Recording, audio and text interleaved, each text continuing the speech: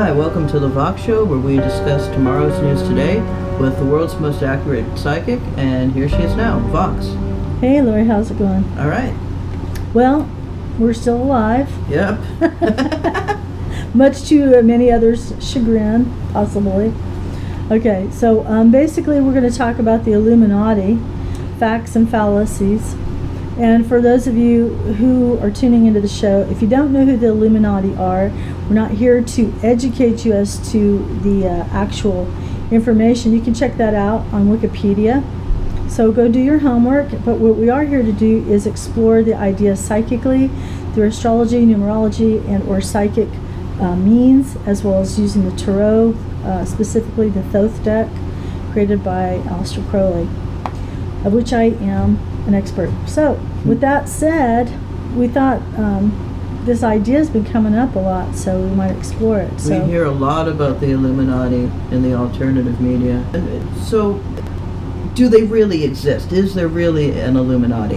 Which is a great question, and since I've sat down in this chair and asked about the Illuminati, just shuffled the cards 6 times, the Four of Wands has come up, which is Venus in Aries, interestingly enough. So let's check out their chart and see what's going on. Okay. Oh, very interesting.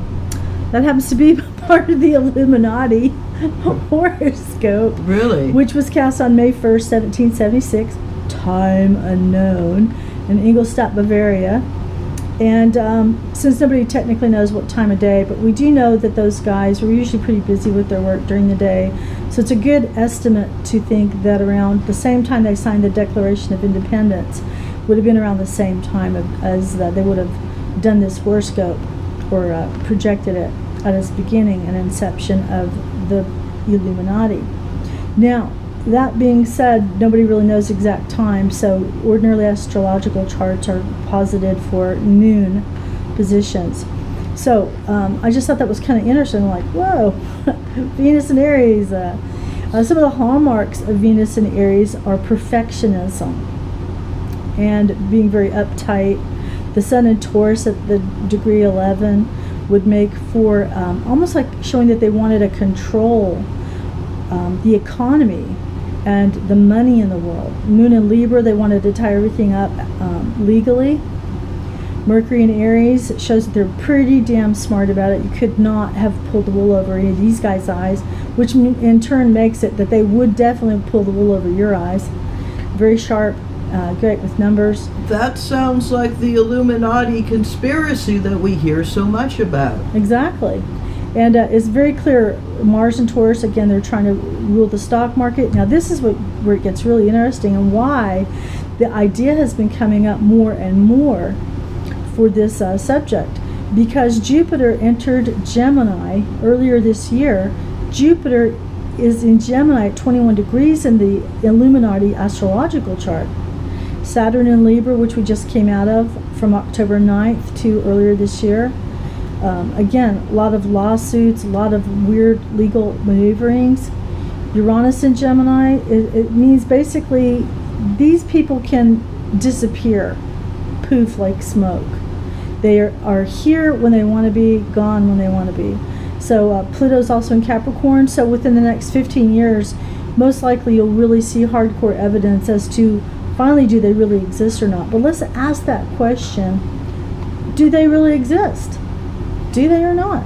Six of Discs, Moon in Taurus, says what we term the Illuminati doesn't exist the same way as what we're terming them. Okay. What does that mean? It means yes, they exist, but they're not called the Illuminati. Okay.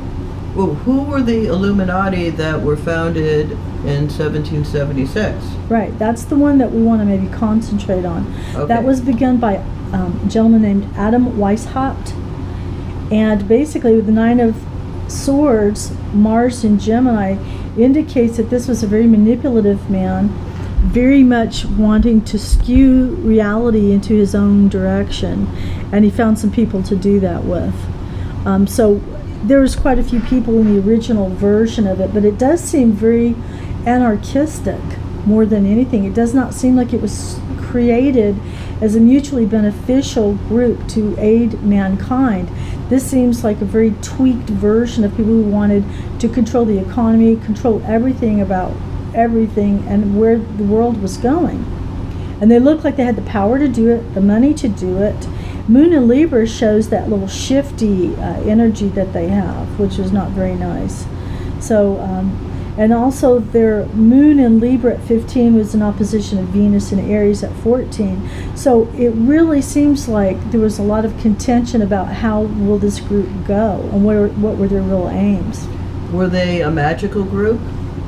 In as much as like metaphysical or occult as we're talking about. Right.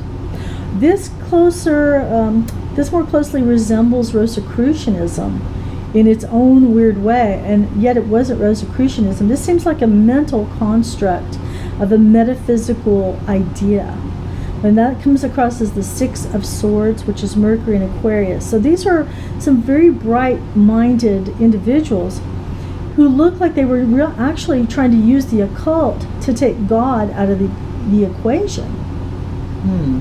Very interesting. So were these people in government? Yes, they were. Again, now I pulled the cards totally at random after shuffling and invoking both. Yeah, I saw that. Six of Discs reappears, Moon in Taurus. Very clearly they were more governmental with sidelines of metaphysics and the occult. That sounds suspiciously a little Nazi-esque, does it not? And then you find out that Hitler also had the Sun in Taurus and Mercury in Aries. Now we all saw how that turned out. This is the equivalent of sending your child, to an all one-gendered school and then finding out, that it hasn't helped at all. That it's just intensified their imbalance.